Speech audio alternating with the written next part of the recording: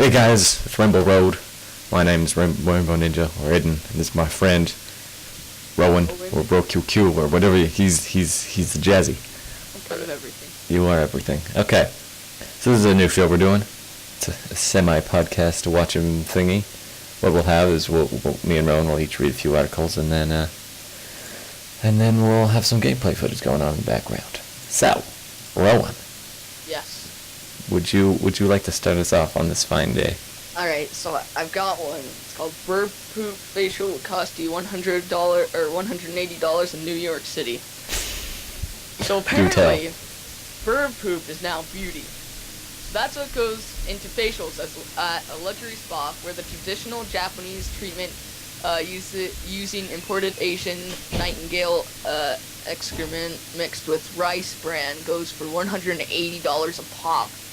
About 100 women and men going to the Shizuoka, New York skincare salon just off Manhattan's 5th Avenue each month to get the treatment, which is prompted as a way to keep the face soft and smooth using an enzyme in the poop to gently exfoliate the skin. Spa owner Shizuka Bernstein, a Tokyo native married to an American, has been offering what she calls the geisha, or I don't know, facial for about 5 years.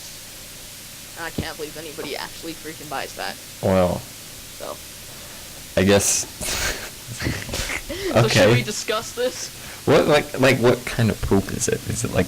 It's Is it like pigeon? Like that's what I'd I imagine think in New so. York, but I don't know what the biggest bird population. Rice, no, not rice bran. Rice bran bird. I think it's imported Asian nightingale. Oh. Well, the New York state bird is the eastern bluebird. No, it's imported. Okay. Huh. Well, now we know. So, apparently bird poop is now beautiful. I'm gonna go get some and rub it all over my face. Yeah. Better get on that one, Rod. Okay. Alright, what have you got? Okay, for my first article, rich people have different toxins in their bodies. What? For some reason, British researchers were interested in which poisons Americans' bodies contained. What they found surprised them. Team of the University of the blah blah blah blah blah wealth didn't mean blah blah blah blah blah. Found that being wealthy does not mean you live in a non-toxic environment. Actually, it means you live in a higher risk of exposure to certain chemicals. During using data from the U.S. Centers of Disease Control, the prevention prevention, blah blah blah. The researchers looked for associations between income level of 179 toxins found in the body. The researchers' income were half or more likely to represent in richer Americans than those at the bottom of this socio-economic spectrum. That's a big word. U.S. News says here are some of the chemicals wealthier people had higher levels of: mercury, arsenic, thallium, and perfluorinated chemicals. Perfluorinated chemicals. All right. Okay. These are likely to come from sources like fish and shellfish consumption, dental fillings, and fresh or homegrown fruits and vegetables. U.S. News says wealthy people also have higher levels of BP3, a toxin from sunscreen that may actually increase the risk of skin cancer.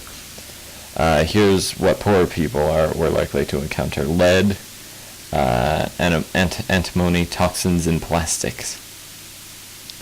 So, if anything, being rich is dangerous. Wow. Alright. We learned that you can get mercury and arsenic if you be rich.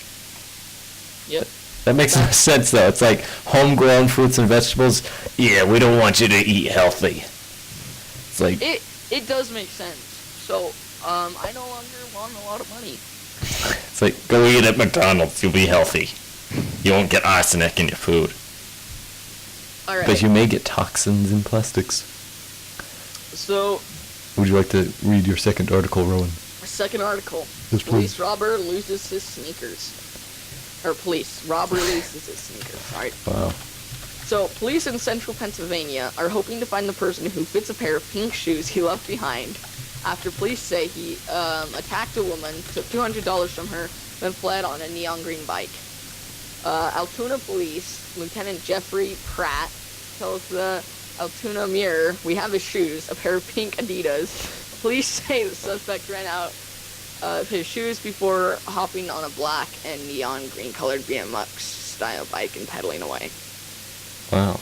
That's it. So where is this? This is in Pennsylvania. Uh-huh. And so, it's pretty much Cinderella. I think it's Cinderella. I don't know. I don't know my Disney princesses. But yeah, basically, Pennsylvania. That's where magic really happens. I mean, if you had a getaway vehicle of choice, a BMX bike is a pretty good one. No, it was a pedal one though. Oh. I Okay. thought it was a BMX bike at first too, like a good old bike, Right. motorcycle. But no, Right. it's a pedaling bike. Okay. Well, Yeah. we know. Okay. So if you did have to choose, what would be your getaway vehicle?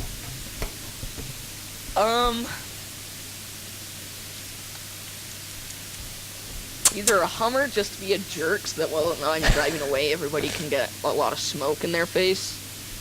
Uh-huh. Or, a freaking Tron motorcycle, bro. You can actually get one legally for, like, $55,000. I know, they're really cool. Amazing. Okay. And wouldn't that just be, like, amazing to just speed away on that? That would be pretty cool. It'd be so sick.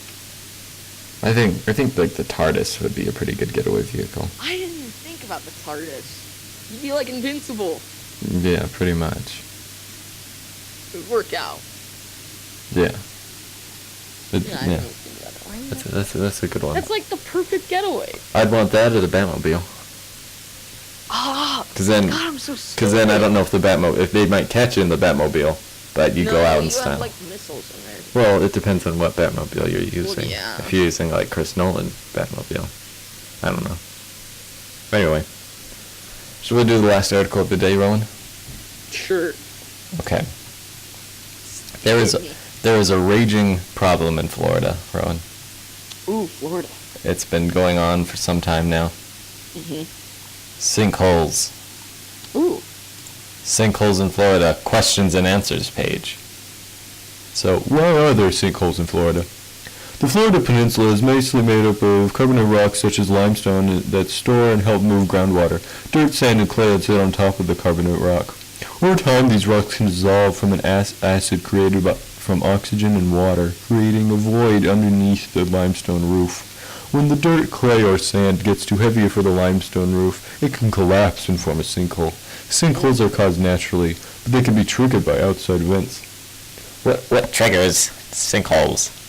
Although sinkholes are formed naturally, they can be triggered by heavy rainfall, drought, followed by heavy rainfall, tropical storms, and human activity. Is this the question and answer page? Yes, this is.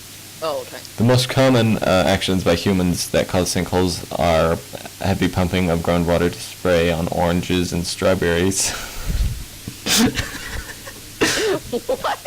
During freezes to keep them from being damaged, while drilling, excavation, creating landfills, leaking broken water lines, and pounding or blasting from construction. So, let's look at how many sinkholes there have been. Yeah, I wanna know. The State Office of Insurance Regulation says reported claims from sinkholes has risen over the years. More than 2,300 claims were reported in Florida in 2006, but that figure jumped to almost 6,700 claims in 2010. Wow. There's no geological explanation for the rise of state insurance, blah, blah, blah, blah, blah. How much damage do sinkholes do? The State Office of Insurance Regulations says sinkhole claims in Florida cost insurers $1.4 billion from 2006 to 2010. Yeah, wow. That's quite a number. That's pretty intense. Dang, dude.